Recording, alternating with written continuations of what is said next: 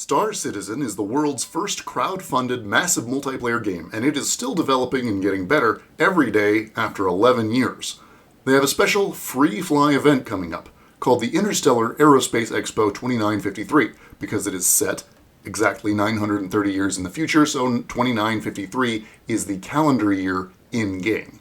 And a lot of new players will likely be joining the verse. If you're one of those lucky individuals thinking about backing this game, welcome! I want to try to help you pick out the best ship for your introduction to Star Citizen, so let's look at your options.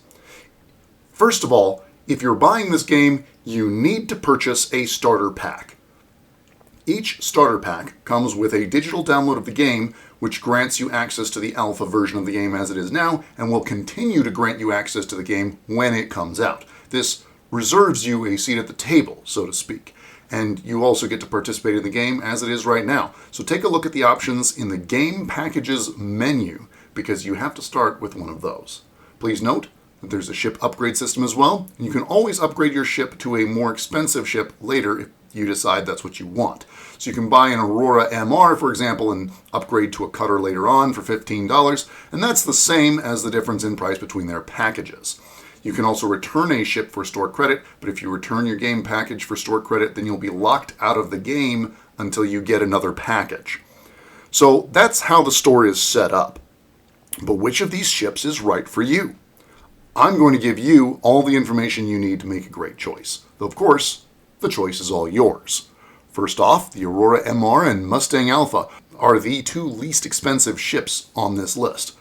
These are both great ships. I've reviewed them both in the past, and I stand by those reviews.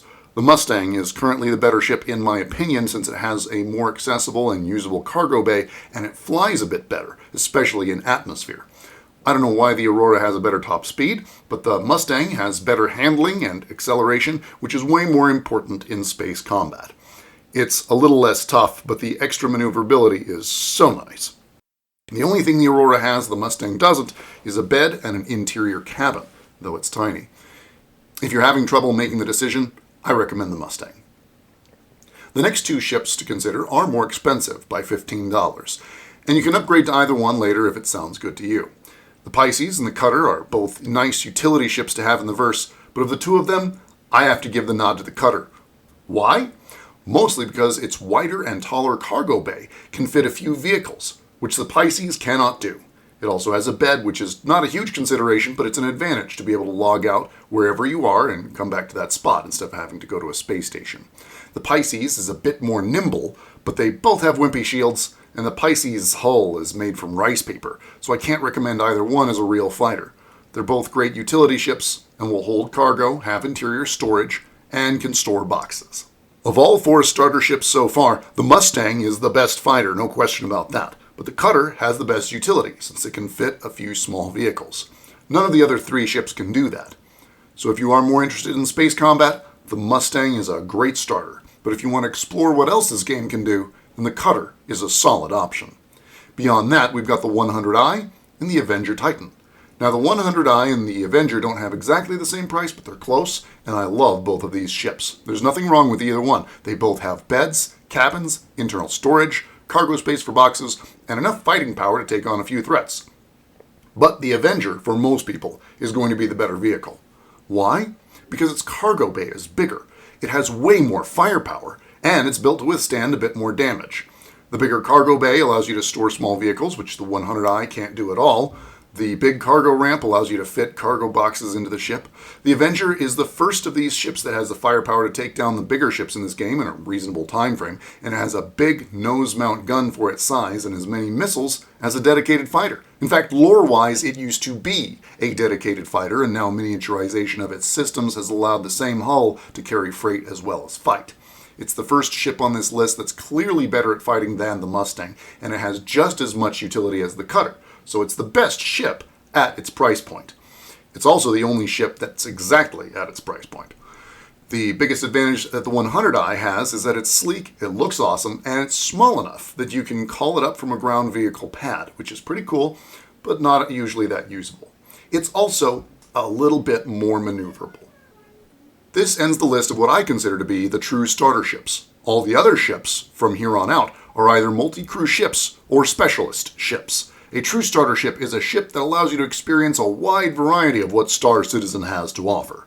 So the Arrow and the Nomad are two specialists that couldn't be more different in what they have to offer. The Arrow is a specialized fighter, and the Nomad is a specialized cargo ship. The Arrow is one of the best light fighters in the game with an extremely high skill ceiling, but it has no interior cabin, no cargo bay, and can't even hold boxes. The only storage capacity it has is whatever you're wearing.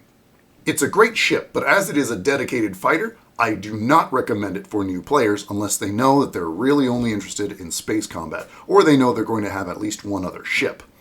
The Nomad, by contrast, is too slow and pokey to be a very effective fighter, but its cargo capacity is over 3 times that of the Avenger Titan, which up until here had the biggest cargo bay of them all. It has about 6 times as much cargo space as the Cutter, and it is the smallest vehicle that can hold the Remote Ore Collector, called the ROC. So the Nomad is essentially a direct upgrade to the Cutter, though the cost difference between them is not small. Now, I'm not going to talk about the 2 most expensive packages here, as they are way more than what most people, I think, would consider spending on a computer game. And if you're the sort of person who wants to spend that much, you already know that about yourself.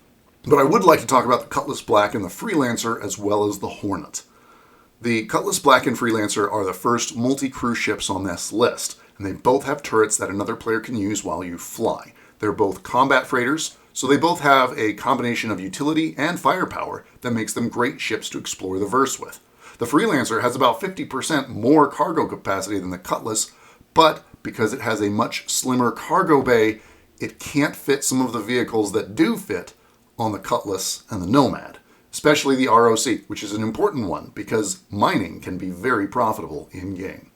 Because of that, and its poor visibility from the pilot's chair, I have to recommend the Cutlass Black over the Freelancer. They're both great ships though, and the Freelancer does carry more cargo and it has more powerful guns. But the Cutlass has great access with a wide ramp in the back and huge sliding doors on the sides. The last package I'm going to talk about is the Hornet F7C. This is a medium fighter, like the Arrow, but with a little more firepower and a little more armor.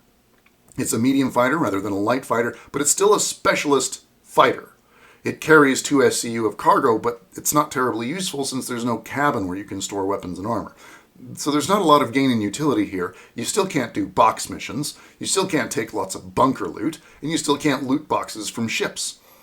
I think you can snap a box to the underside, but only if it's one of the 1 SCU or 2 SCU boxes.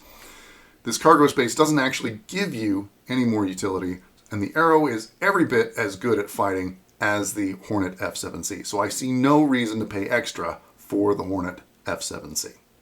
So there you have it. That is my rundown of all of the game packages on Cloud Imperium Games' excellent Star Citizen.